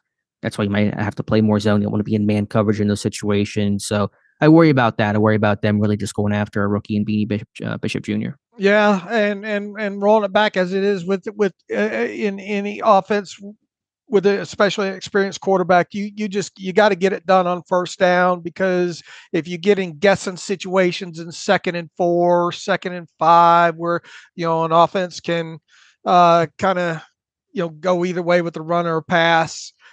Get Aaron Rodgers in as many as 2nd or 3rd and long situations where he's more apt to hold on to the football some, and then go from there. But if we're not talking about Aaron Rodgers being bounced around a lot in this game and forced off his spot, I worry about it. Look, the Steelers have look at who they faced so far offensively this year. I was doing that last night as well too. And even though you faced a good experienced quarterback in week one in Kirk Cousins, he was still trying to knock the rust off there. So that offense wasn't fully up to their capabilities, I didn't think, in week one. In week two, you had a rookie quarterback in Nix that you were facing. You were able to pretty much kind of dictate kind of what you wanted to do while they're still trying to get their wheels up underneath them offensively in week two. In week three, you had a super banged up Herbert. Overall, you were able to do some good things in that. Week four, probably the worst thing that they did was knock the rookie Richardson out of that game, and really didn't adjust well to a veteran Flacco coming in, and he picked their zone apart. Against the Cowboys, you face a more accomplished quarterback, obviously, in Dak Prescott. You did good overall. You passed the test, or you answered a lot of questions right in that game. You just didn't pass the test when it mattered the most with one play at the end. The Raiders last week, a guy in O'Connell, obviously there. I feel like this to date will be the biggest test at this, even though the Jets are 2-4, they've had their problems, obviously. Offensively, overall, to me, I think this is just going to be the biggest test the Steelers will have faced when it comes to an opposing offense this year. And it'll be interesting to judge this after the fact of whether or not they pass that test on the defensive side of football. Sure, going to be a great challenge. But to Pittsburgh's credit, they're number 2 scoring defense in football, even though they've not faced maybe always top-tier quarterbacks. Still a great accomplishment. Their situational football is really good. They got better on third down last week. They're so good in the red zone, Dave. They're just stupid good. They got 12 red zone takeaways the last 2 years. Nobody else has more than 8 over that span. So they really clamped down and taken points off the board. They can get pressure. Their secondary is playing well. So, I trust this secondary to deal with the Jets' weapons much more than I probably would have last year's version of the Steelers secondary. What are the Jets? They've struggled in the red zone some, haven't they? What are they red zone wise? Do you think I'd be able to find this stuff easier? 18th in the red zone. Yeah, 18th overall. And they've had early in the season, they had a lot of procedural penalties, didn't they? I didn't go back to super early in the season, but it wouldn't surprise me. They're trying to. I thought there was some false starts and stuff like that. No. All right, Dave, let's go over to the Jets defense. And as Zach said, that run defense, a little bit shakier, but still, I think it's a quality defense overall. They've had some injuries up front. I think they've overcome that decently. And they're still number 7 scoring defense. They're a top 10 defense in a ton of stats in yards per game and rushing yards per carry and sacks. So they're a group that I think has still played. I think they had a really tough game in week 1 against the Niners. Since then, they've not allowed more than 23 points per game in weeks 2 through 6. They're allowing about 15 points per game over that span. So the numbers, I think, are a bit skewed after that tough week 1 opener. I tell you, though, the way Buffalo came out and ran that ball on them early on gives you hope that maybe the Steelers might be able to move some furniture around up front. And Quinnen Williams is a hell of a damn player. But there were situations where, and the Bills have got a good offensive line, though, too, well coached. They were able to move some guys out of some gaps, and there were some pretty big lanes for the Bills. Bills were able to attack them on the edge as well, too. So the Steelers have got to come out with and look, the best way for great quarterbacks to not beat you on the other side of football is to keep them off the field, right? So ball control it, be able to manage the clock, time of possession. But it does, and I know the Steelers' offensive line's been beat up. And look, a big thing to watch, obviously, in this game is Ryan McCollum. You're not going to have Zach Frazier. Obviously, you're going to have rookie, right guard in Mason McCormick, who I think's played well overall in this thing. And I say Amalo can move some further. They've got to try to run this thing up the gut against them. They've got to, I think the Bills did a good job as well, too, of getting linemen off their first blocks into the second level and on some of those linebackers. And, if you're going to win this game, it does feel like you're going to have to be able to run a lot of that inside zone, that duo stuff up the gut. And I think they can be run on up the middle here. Yeah, I think Pittsburgh can have success on the ground in this one. I think for two reasons. One, the Jets, they're a little smaller with their D tackles. I think even facing the Cowboys and the Raiders, who weren't having great season stopping the run, they had some big people up front. Whether you talk about Adam Butler with the Raiders, you talk about the Cowboys with Joseph and Mazi Smith. Like, I think Pittsburgh struggles against those big, just wide body, 18-wheeler kind of nose tackles up front, old school type of dudes, rather than the smaller one gap penetrators. I think the Jets a little bit more like that with, Williams, and Kinlaw is a little kind of hybrid type. He's not totally that, but not quite that big, true nose tackle. So I think Pittsburgh can have success moving people up front. I also think, while I was watching the Buffalo game, they had a lot of success running weak side. They would come out and control personnel, two tight ends to one side, they'd run the other side, run weak side. And Pittsburgh, I think one hidden reasons for their better run success the last 2 weeks, they've run weak side more often, some more tendency breakers. And so there's a battle there. You don't have as many blockers, but they don't have as many people to defend the run. But I think running weak side has been more effective for the Steelers. And I saw Buffalo have a lot of success running weak side last Monday night. So I think Pittsburgh can mimic that plan and continue to have success on the ground. All right, as far as coverage go, they play a lot of cover one. Next up, cover three. So a lot of middle of the field safety stuff. They'll play a higher percentage of quarters cover four than most of the league does. Let's see, what else do? They don't run a lot of cover two, or they're not a cover zero team. Not many teams are that. But they do have those banged up secondary members in this one. I would think that we'll see probably a lot of middle of the field closed against the Steelers, but you do have to take advantage on. You got to win your one-on-one matchups, and probably with Russell Wilson not being as big of a threat as Justin Fields, I think you'll see a lot of man coverage within this. I think their primary goal probably will be, we're not going to let George Pickens beat us. I wouldn't be surprised if Sauce Gardner does travel around with him, especially when you're talking about Carter.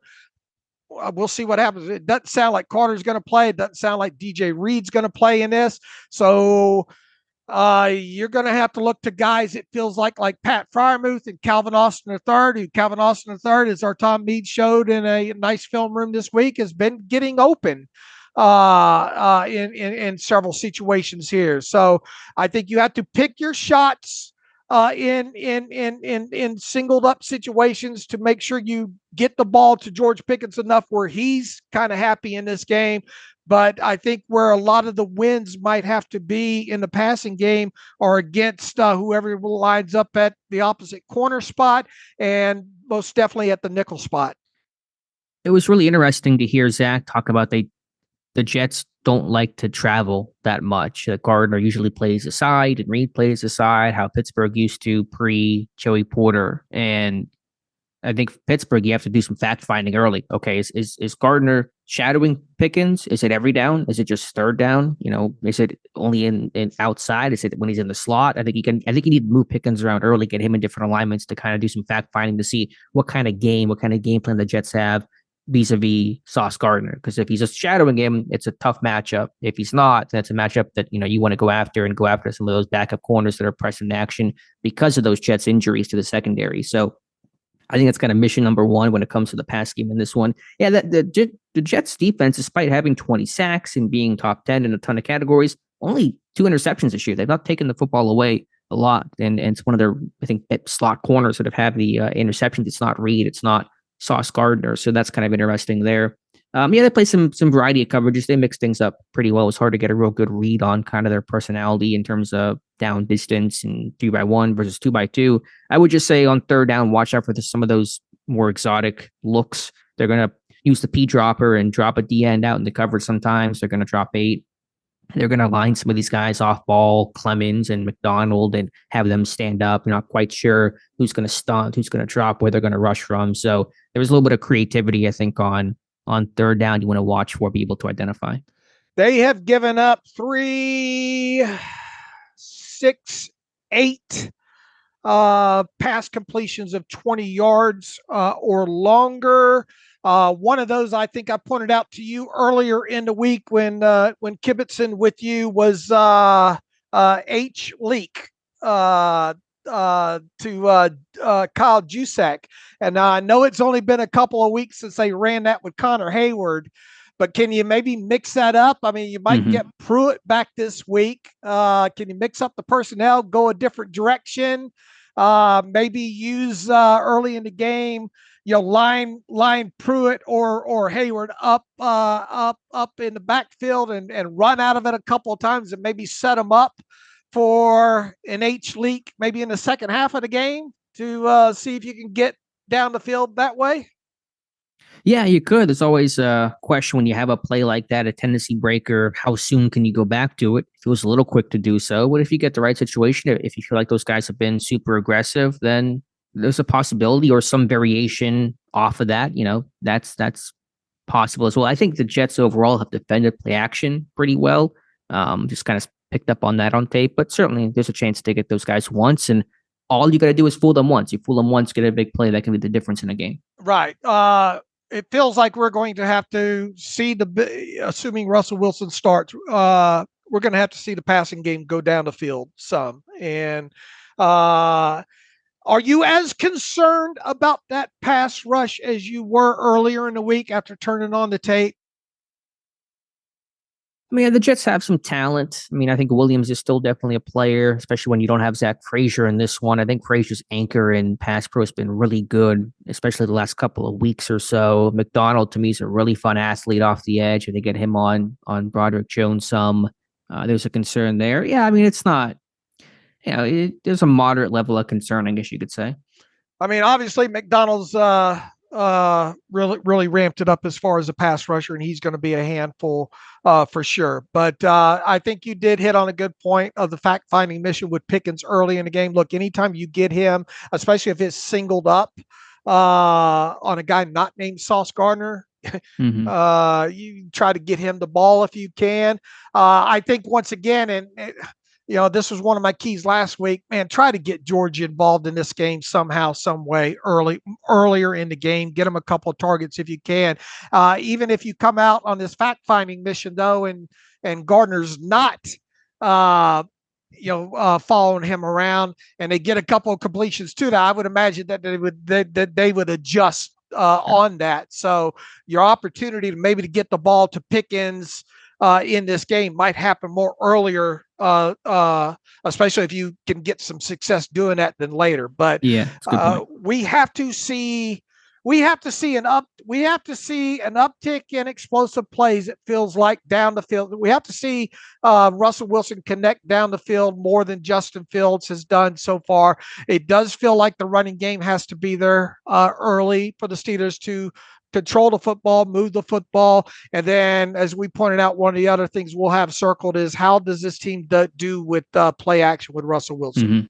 Yeah, and Russ will get the ball to Pickens. I think he knows where Pittsburgh's strength is at and to target that guy. Got to get Pickens some more yak opportunities. His yards yak per reception is 2.6. It's almost like his rookie number. It's way down from last year. Just haven't really been there and haven't hit the deep ball as consistently. So look for that one for sure.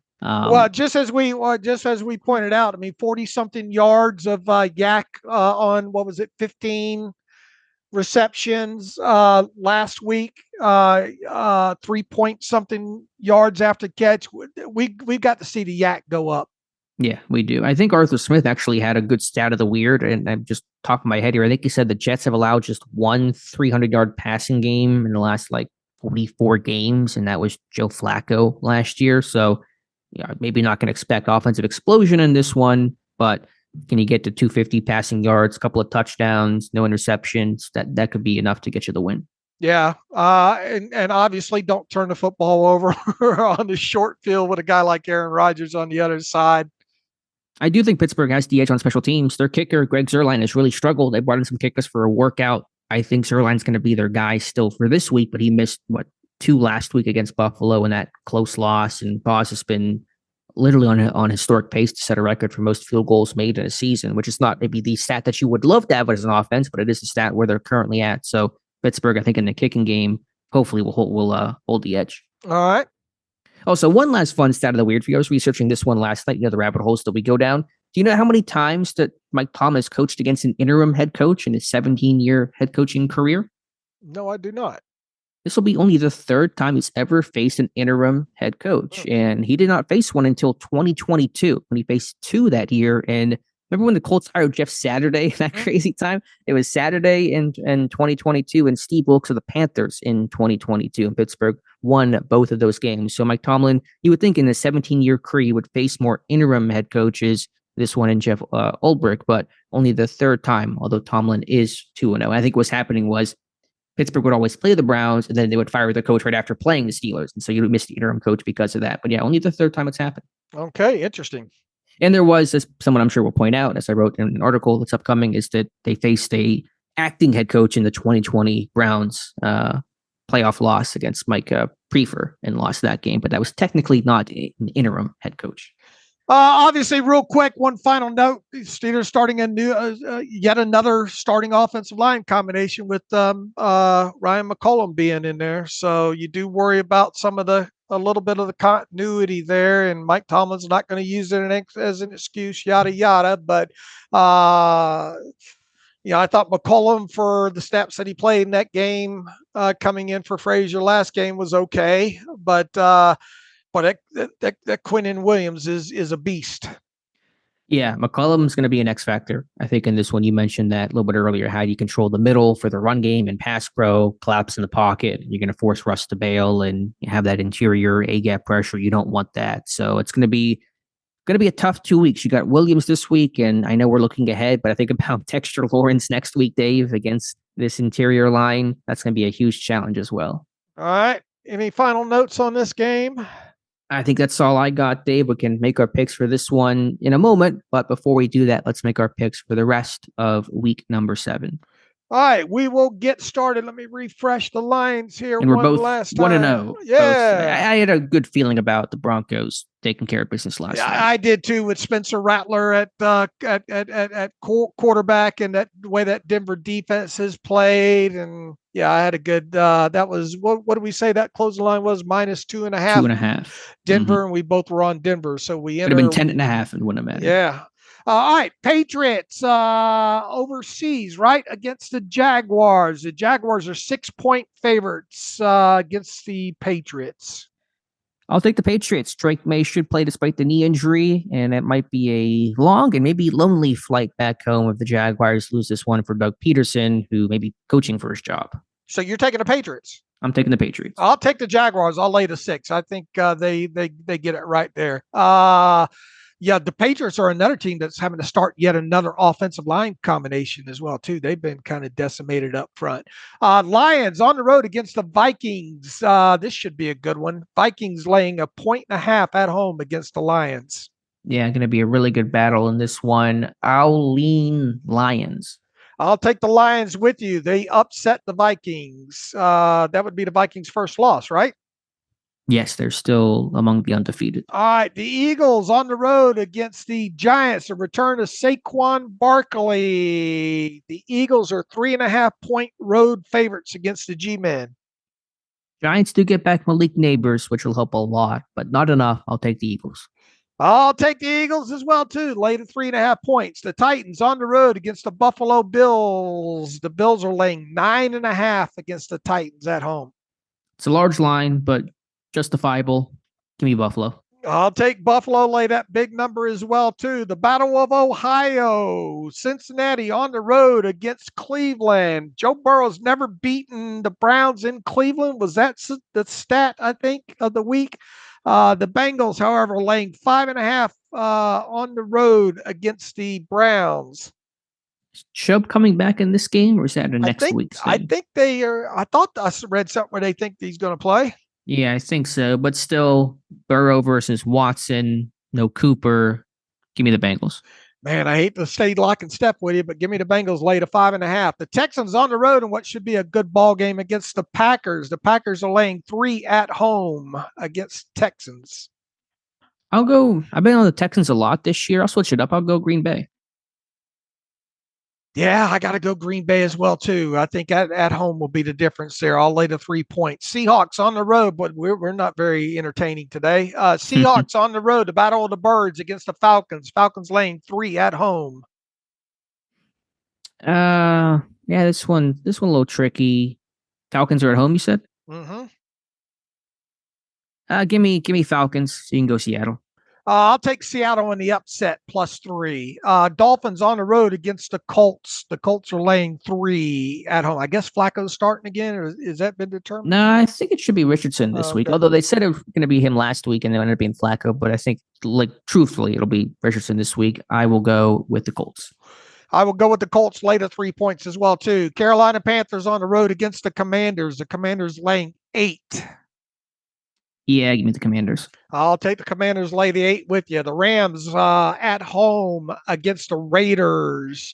Rams laying 7. Will they get Cooper Kupp back this week? And no, I don't expect Cooper Kupp to be a Steeler. That rumor is going around. It's speculation, not even a rumor. Just it's nonsense. And I'll say the Raiders keep it tight. I'll take the Raiders. I'll take the Rams to cover that 7 points at home. The Chiefs in what should be a very good ball game, Super Bowl rematch on the road against the 49ers. The 49ers are favored here by 1.5. Yeah, it should be a really good one overall. You know what? I usually don't pick against KC, and with good reason, but I'll take the Niners in this one. I'll take the Chiefs to win this one on the road.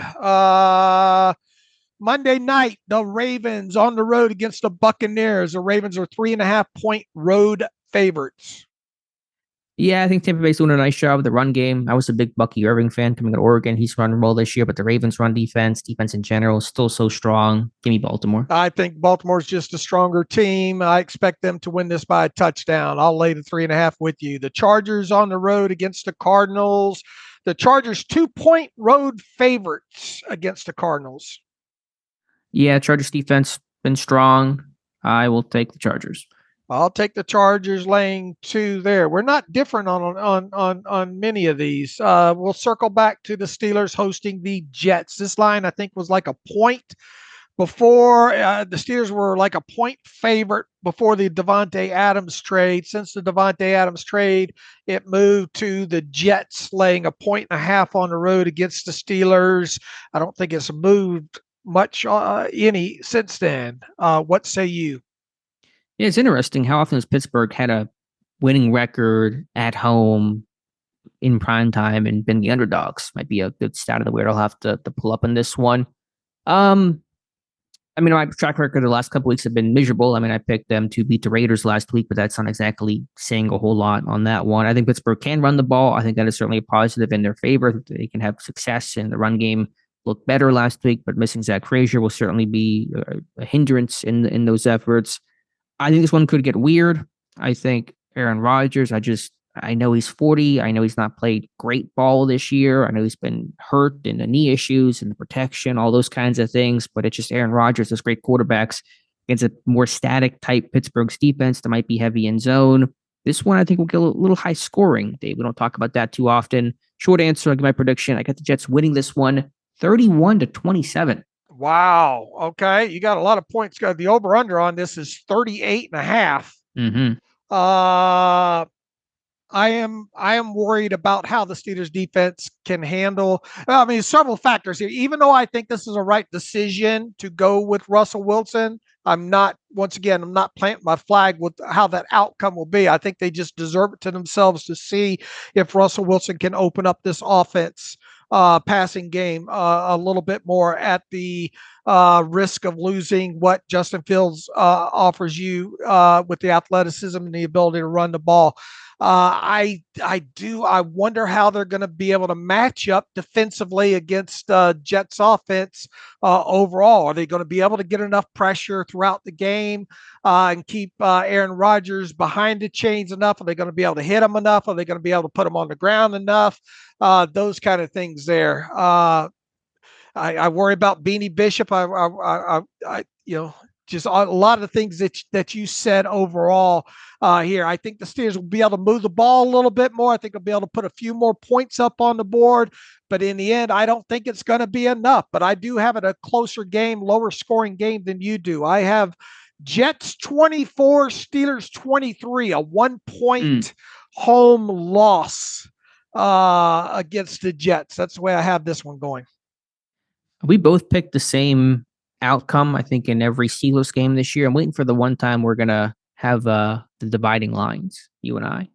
Have we picked the same side every time? I don't remember. We've been in lockstep. Not that it matters much. I'm just waiting for that to happen there. So, I mean, as we play the game. Let's say the Steelers win this one. So we're both picking against them. Fill in the blank. The Steelers won this game because they bounced Aaron Rodgers around a lot, and they got him to have one or two of those silly turnovers in this game. They were able to run the football, and they were able to put 5 explosive passing plays up on the board. Okay, I'll say they were able to win the game because they ran the football. They controlled the clock very much the way that they won the first 3 games of the season. And special teams won the day, where Chris Boswell was excellent and the Jets kicker, Greg the Leg, was not. I think could be the difference in a close game. All right, Dave, we got time here for a couple emails to close out today's show. So anything in the inbox, fire away. Let me see here. Let me get it sorted. And of course, be back on Monday to recap things, and we'll just hope for no weather delays to keep us up really this late as the last Sunday night game. Chris Warren, wide receiver. I'm feeling very confident that the Steelers will add a wide receiver before the trade deadline. With Denver now sitting at 4-3, it seems less likely that they'll want to trade Cortland Sutton. I'm not sure Christian Kirk is really on the trade block. Mike Williams is looking old and washed. To me, the most intriguing guy out there is DeAndre Hopkins, and while he can't separate like he used to, he is a crafty contested catch guy with a huge catch radius. What do you guys think about Hopkins and his potential trade value? I think a lot of it depends on the Titans, who obviously have a tough game this week. Hopkins' contract will get a little bit easier to deal with as the season goes along, but it's still a pretty. I think if they were able to wrestle away Hopkins from the Titans, it would have to include the Titans eating some of that base salary. But isn't this? It's gonna be like $4 million left by the time you were to trade for him midseason. Is it that prohibitive? I mean, it obviously ticks down over the next couple of weeks. That's why I say if it happens, it'll probably happen closer to the deadline. But there are per game roster bonuses in it. I think the number's right around $7 million or something would be the cap charge. Okay. Right around something like that right now. So obviously a couple of weeks from now, if something did happen, I'm not going to say it won't, but I would be more inclined to that happening right up next to the trade deadline.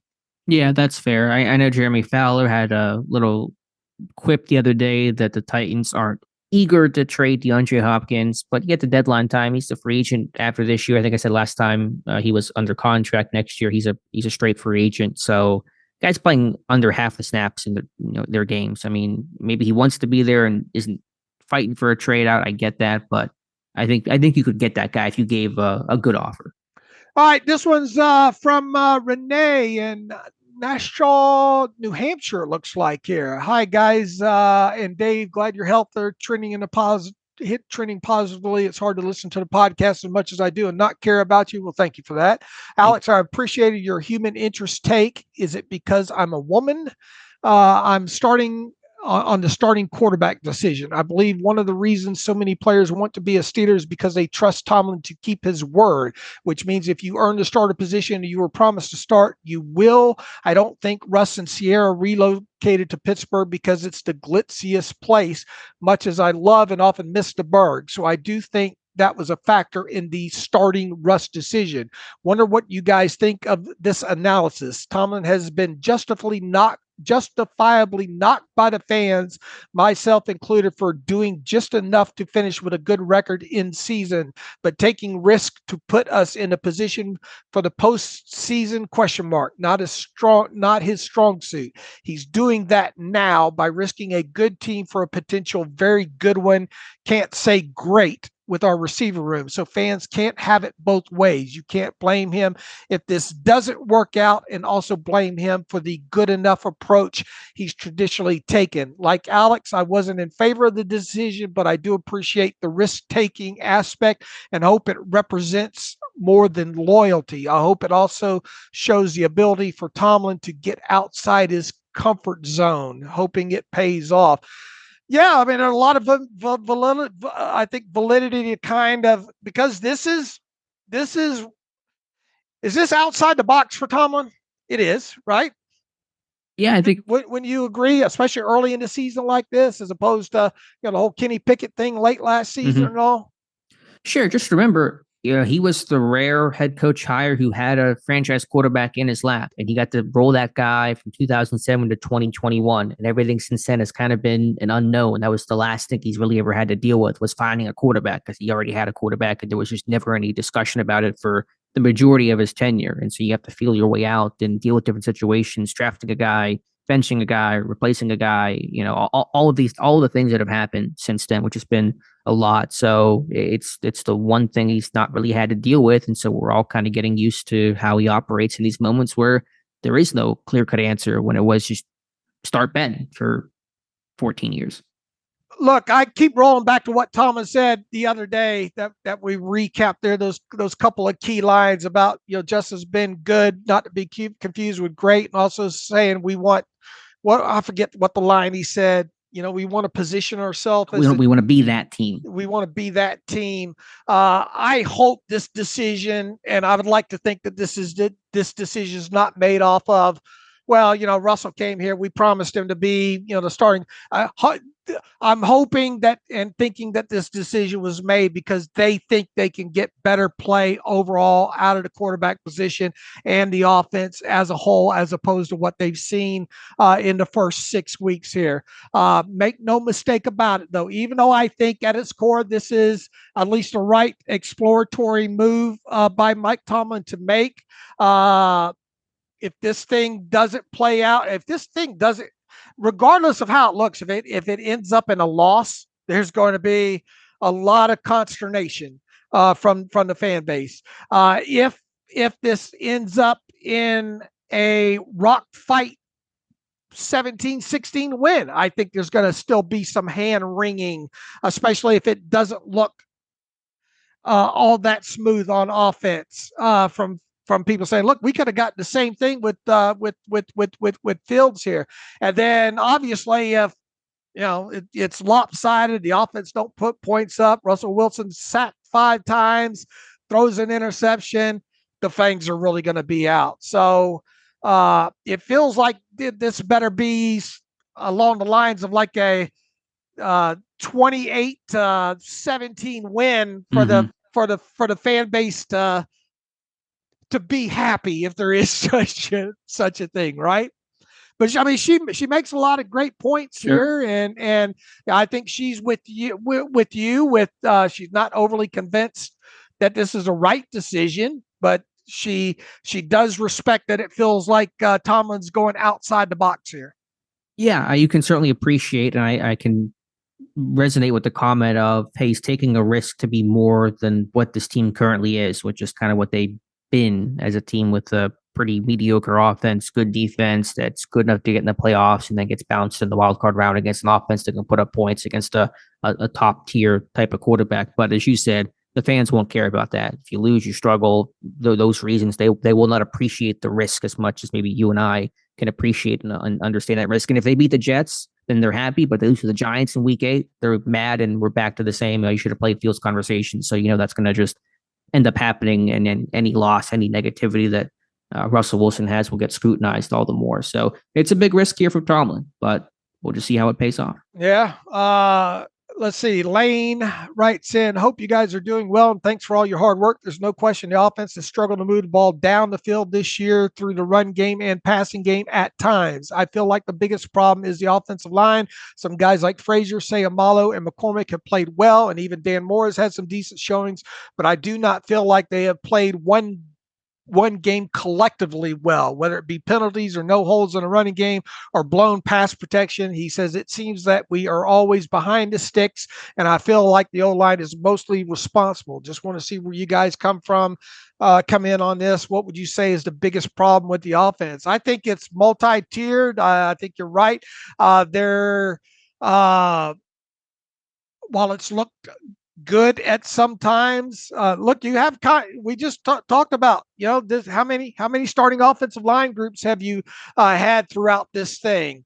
And pretty much every one of them has, for the most part, included Broderick Jones over there at right tackle as well too. Has been a disappointment to say the least so far here. Now your rookie starting center is out on top of this, and just the minimum starts now for Mason McCormick. So they've got to get in a hurry here to find some continuity on that offensive line. But I think it is multi-tiered in the fact that too, Justin Fields has, especially the last couple of weeks, had to string about 3 or 4 bad throws right in a row, and obviously got away with an interception and has missed some guys down the field on top of it. You've had other games where the running game has struggled to, the offensive line has struggled to make holes. So I think it's a multi-tiered approach of why things have seemed clunky and the points have not been there overall on the scoreboard. And I think that's plays into one of the major reasons why they think maybe a quarterback change was necessary this week. This will be the 6th different offensive line they've started in 7 games. The only time they've started the same front 5 was in weeks 5 and week 6, and they didn't finish week 6 healthy with Frazier going down there with that left ankle sprain. Yeah, in terms of why this offense has struggled, I would say the O-line injuries, and by extension, the lack of a run game. The whole offseason was built around, let's have a really good offensive line and a really strong run game and all the things that come along with that, staying on schedule, setting up play action, time of possession, all that kind of stuff. Not really worked out. And then penalties too. So many dumb penalties this year that just really hurt this team, shot themselves in the foot, that have really put an offense in difficult situations. And just to say, lack of first down success. They are, again, worst team and one of the worst teams on first down. You're bad on first down, doesn't work with the run game theory, and put yourself in 3rd and long. Peter, we'll take one more here. Peter Fox. Careful with that last name. Yeah, Fox. Faulks, just so I save face here. Dave and Alex, you guys are tremendous as always, and appreciative of your efforts to convey quality information to the masses. Thank you for that, Peter. Couple of questions. A few days ago, I saw Aleem McNeil from the Lions get a mid-season contract extension, and it made me wonder, why are the Steelers so adverse to the idea of even discussing the contracts once the first kickoff of the regular season happens? How far-fetched is the idea of being able to keep both Justin and Russell Wilson beyond this season? It didn't sound like a ton of teams were ready to hand Justin the keys to the franchise. Do you think his performance through 6 weeks has changed that thought for many GMs? He says, I don't. If Russell Wilson goes out here and performs well through the rest of the season and wins the playoff game, you got to keep him around, right? He asked. Just best of both world's wish, I guess. All right, the first part of the question, it's just a long-standing tradition they keep rolling back to, that they don't like to negotiate contracts once the season gets underway. I guess they just don't want the players to focus on that kind of thing. And at its core, it's just been one of the things that the team doesn't do. I wish they would move away from some of these old principles like that, and like guaranteed money and things of that nature. But I mean, that's their rule. That's something that they've stuck to for a long time. And there are teams around the league that once a guy gets into the season, if they like what they see, they're not afraid to extend them. Just like you saw with, and we're astutely noticed that the Lions did make with McNeil. So I don't think it's going to change anytime soon. It's just, they just don't like players, I guess, thinking about contracts mid-season, and they've got budgets set up and directions that they go in, and they kind of want to stick close to that. And I'm okay with it, to be honest with you. I like and I appreciate that rule. I think for the reasons you mentioned, from the budget and the cap standpoint, so they know exactly what they have going into a year and doesn't get dramatically changed around based on what happens in season. And also from a team standpoint, it probably helps to kind of have that self-imposed deadline for contract talks of like, this is going to be when we stop talking contracts with people. So when we negotiate in August and early September, we're setting a deadline here so the player can't sit there and say, well, we haven't reached our number yet, but maybe if I wait a week or two, if I have a good game, put some pressure on, and I'll get a contract in week number 3. Won't fly in Pittsburgh. So I think having as Andrew Brandt says, deadlines spur action. And when you have a deadline, you kind of help, set a wall for a player to make a decision on.